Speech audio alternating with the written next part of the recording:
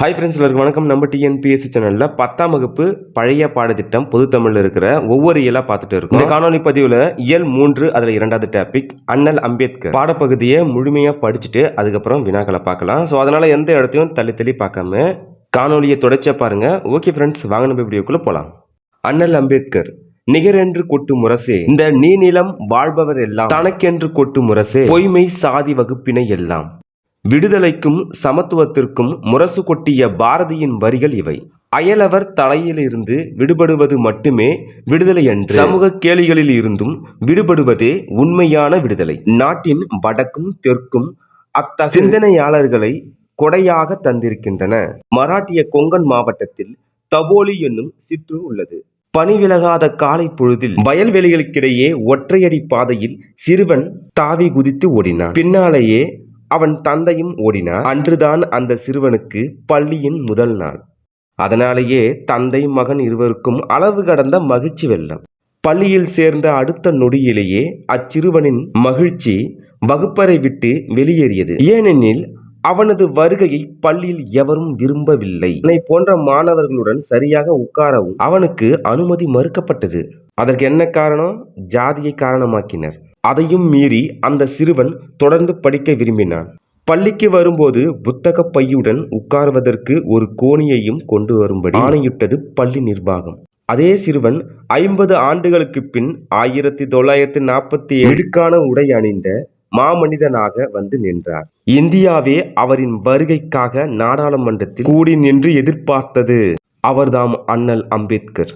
அவர் கைகளில் இந்தியாவின் எதிர்காலத்தையே உருவாக்கும் இந்திய அரசியல் சாசனம் சட்டப்பிரிவு வந்தது.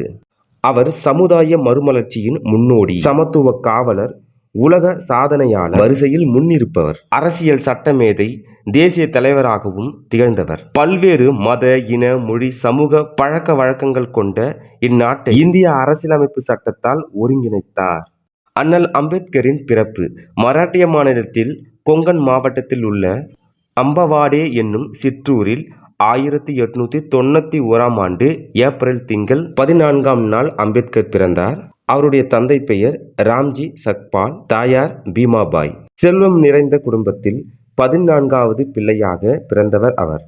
அம்பேத்கரின் இயற்பெயர் பீமாராவ் ராம்ஜி. மகாபாரத பீமனைப் போலவே தன் மகனும் எவருமே அசைக்க முடியாத வீரனாக வருங்காலத்தில் வளர வேண்டும் என்ற எண்ணத்தில் பீம் என பெயர் சூட்டினார் தந்தை ராம்ஜி சக்பால். கல்வி கடல். ஆசிரியர் என்பவர் அறிவுக்கடலாக மட்டுமின்றி அறத்தின் ஆழியாகவும் விளங்க வேண்டும். ஜாதி மதங்களை பாரும் உயர் சென்னம் இத்தேசத்தில் எய்தினர் ஆயும் வேதியர் ஆயினும் ஒன்றே அன்றி வேறு குலத்தினர் ஆயினும் ஒன்றே என்னும் உயரிய நோக்குடன் செயல்பட்டவர் பீமராவின் ஆசிரியர் அம்பேத்கர். காலத்தினால் செய்த இவ்வுதவியை ஞானத்தினும் பெரியதென கருதினார் பீமராவ். அவ்வாசிரியர் பெயரையே தம் பெயராக மாற்றிக்கொண்டார். அம்பேத்கர் 1908 எல்பிஸ்டன் பள்ளியில் தம்முடைய உயர்நிலை பள்ளி படிப்பை முடித்தார். பின்னர் பரோடா மன்னர் பொருள் உதவியுடன் 1912 பம்பாய் எல்பிஸ்டன் கல்லூரியில் இளங்கலை பட்டம் பெற்றார். அமெரிக்காவில் கொலம்பியா பல்கலைக்கழகத்தில் 1957 முதுகலை பட்டமும் 1916 லண்டனில் பொருளாதாரத்தில் முனைவர் பட்டமும் பெற்றவர்.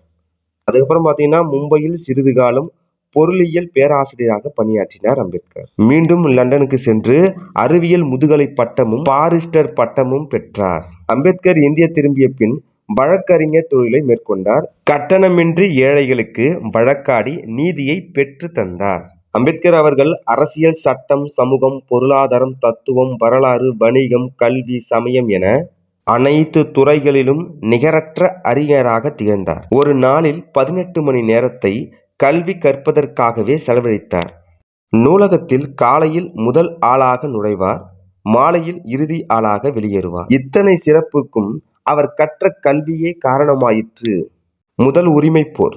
மூட நம்பிக்கைகளும் தீய பழக்கங்களும் சமுதாயத்தை அரித்து கொண்டிருந்த போது சமுதாயத்தை சமப்படுத்துவதற்கு சிந்தனையாளர் பலர் பெரிதும் போராட வேண்டியிருந்தது. மனித உரிமைக்காக அவர்கள் எடுத்துக்கொண்ட முயற்சிகள் ஏராளம். அவ்வகையில் தந்தை பெரியார் 1924ஆம் ஆண்டு கேரளாவில் வைக்கத்தில் நடத்திய ஒடுக்கப்பட்டோர் ஆலய நுழைவு முயற்சியும் 1927ஆம் ஆண்டு மார்ச் திங்கள் 20ஆம் நாள் அம்பேத்கர் மராட்டியத்தில் மகாத்து குளத்தில் நடத்திய தண்ணீர் எடுக்கும் போராட்டமும் மனித உரிமைக்காக முதலில் நடத்தப்பெற்ற போராட்டங்கள் எனலாம்.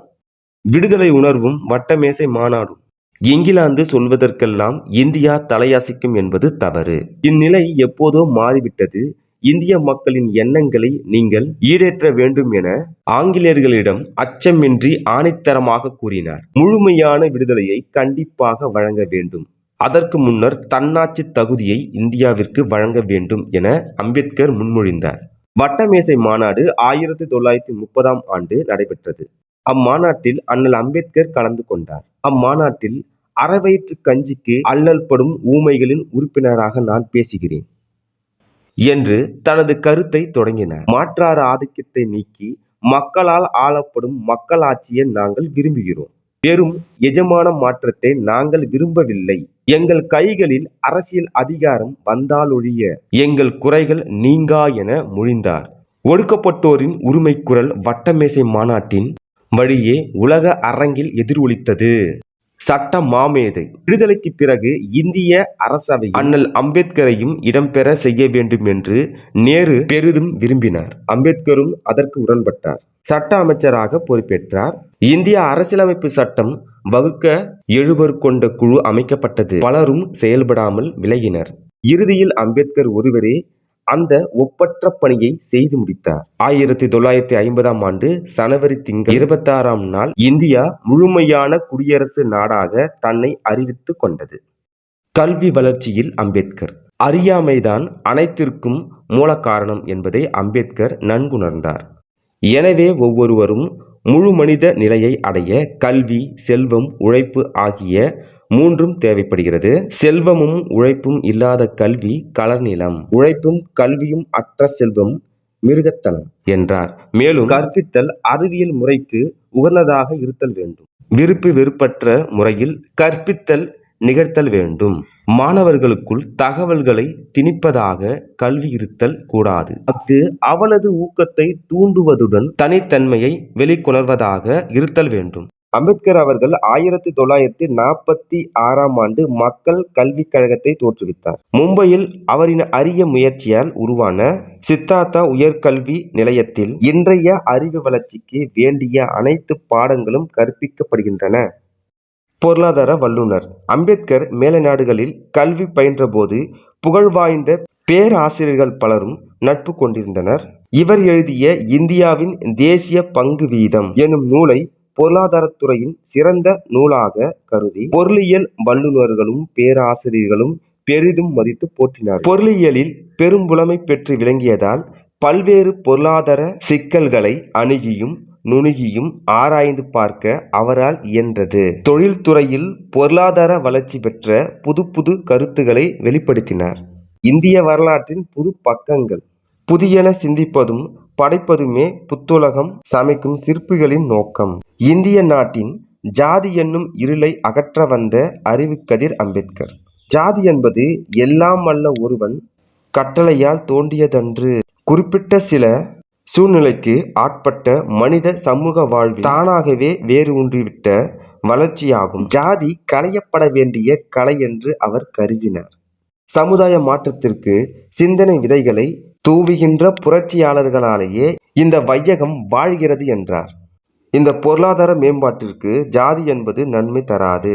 இந்தியர்களின் நலத்திற்கும் மகிழ்ச்சிக்கும் ஜாதி என்னும் நோய் தீங்கு விளைவிக்கின்றது.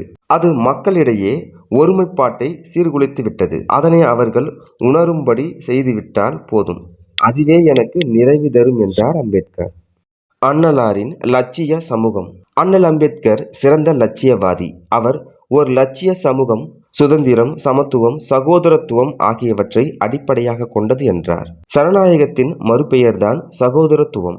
சுதந்திரம் என்பது சுயேட்சையாக நடமாடும் உரிமை. உயிரையும் உடைமையையும் பாதுகாக்கும் உரிமை அது. எல்லாருக்கும் எல்லாம் கிடைக்கும் வகையில் எல்லா மனிதர்களையும் ஒரே மாதிரியாக நடத்துவதே சமத்துவமாகும். ஜனநாயகத்திற்கு அரியதொரு விளக்கம் தந்தார் அம்பேத்கர். சமத்துவத்தின் மறுபெயரே மனிதநேயம். எங்கே சமத்துவம் மறுக்கப்படுகிறதோ அங்கே மனித பண்பு மறைந்து விடுவதை அவர் அனைவருக்கும் உணர்த்தினார். பெரியோர் போற்றும் பெருந்தகை. அம்பேத்கர் ஓர் அறிவு சுரங்கம். அவர் அறியாமைக்கு எதிராக ஆற்றிய மகத்தான பணி சான்றோர் நெஞ்சில் நிலைக்க செய்தது. அம்பேத்கர் உலகத் தலைவர்களுள் ஒருவர். பகுத்தறிவு செம்மல், ஆராய்ச்சியின் சிகரம், மக்களின் மாபெரும் வழிகாட்டி. அப்பெரும் தலைவரைப் போல வேறு யாரும் நாம் காண முடியாது என்று பெரியார் புகழாரம் சூட்டினார். பகுத்தறிவு துறையில் அவருக்கு இணை அவரே. ஆசியா கண்டத்திலேயே மிகப்பெரிய தனியார் நூலகத்தை அமைத்த பெருமை இவரையே சாரும். அம்பேத்கர் அவர்களை நேரு புகழ்ந்துள்ளார். அம்பேத்கர் அவர்கள் தன்னலமற்ற மிகவும் ஆர்வத்துடனும் விரைந்து தன்னந்தனியாக செயல்பட்டவர். தனக்கு கொடுக்கப்பட்ட பணியில் கருமமே கண்ணாக கருதியவர் என்று ராஜேந்திர பிரசாத் பாராட்டியுள்ளார். நாட்டிற்காக அயராது உழைத்த அம்பேத்கர் 1956 டிசம்பர் திங்கள் 6 புகழுடம்பு எழுதினார். இந்த லைன் நல்லா கவனிச்சு பார்த்துங்க. இந்திய அரசு பாரத ரத்னா இந்திய மாமணி, பாரத ரத்னா இந்திய மாமணி என்னும் உயரிய விருதை அண்ணல் அம்பேத்கருக்கு 1990 வழங்கி பெருமைப்படுத்தியது. அண்ணல் அம்பேத்கர் இந்திய நாட்டின் ஒளி மிகுந்த எதிர்காலத்தை பற்றி கனவு கண்ட லட்சிய மனிதர். தாம் கண்ட லட்சிய கனவுகளை அறிவுத்திறனால் உருவாக்கியவர். அவர் உயரிய ஆளுமை திறனை கொண்டவர், கூர்த்த அறிவன்மை உடையவர், மனித உரிமைக்காக உழைத்தவர். சமுதாயம் என்னும் மரத்தின் வேரை சாதி புழுக்கள் அரித்து விடாமல் தடுக்க நச்சுக்கொல்லி மருந்து அவர். கல்வி அறிவின்றி நாடு முன்னேற முடியாது என்று உணர்ந்தவர். சமுதாயத்தில் புறக்கணிக்கப்பட்ட மக்களுக்காக தம்மை முழுமையாக அர்ப்பணித்துக் கொண்டவர். பாடப்பகுதியில் இருக்கிற வினா: மும்பையில் அம்பேத்கர் சிறிது காலம் டேஸ் பேராசிரியராக பணியாற்றினார். ஆன்சர்: பொருளியல். மும்பையில் அம்பேத்கர் சிறிது காலம் பொருளியல் பேராசிரியராக பணியாற்றினார். அம்பேத்கருக்கு இந்திய அரசு வழங்கிய விருது. ஆன்சர் கண்டுபிடிங்க பார்ப்போம்.